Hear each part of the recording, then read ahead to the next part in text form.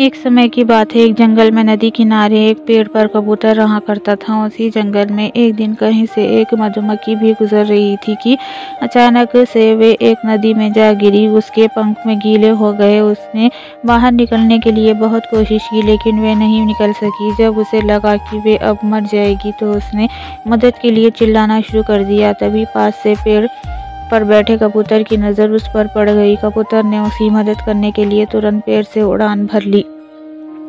कबूतर ने मधुमक्खी को बचाने के लिए एक तरकीब सोची। कबूतर ने एक पत्ते को अपनी चोंच में पकड़ा और उसे नदी में गिरा दिया।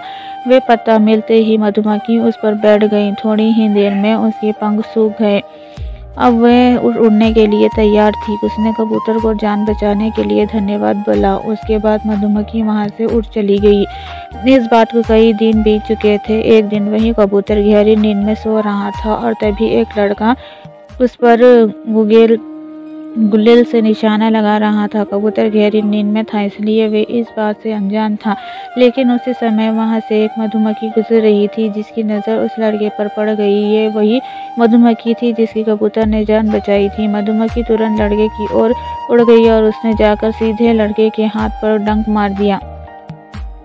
मधुमक्खी के काटते ही लड़का तेजी से चिल्ला पड़ा। उसके हाथ से गुलेल दूर जाकर गिरी। लड़के की चिल्लाने की आवाज़ सुनकर कबूतर की नींद खुल गई थी। वे मधुमक्खी के कारण सुरक्षित बच गया था।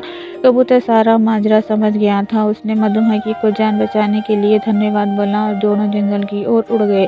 इस कहानी से ये सीख मिलती है कि हमें मुसीबत में फंसे व्यक्ति की मदद ज़रूर करनी चाहिए। इससे हमें भविष्य में इसके अच्छे परिणाम ज़रूर मिलते हैं।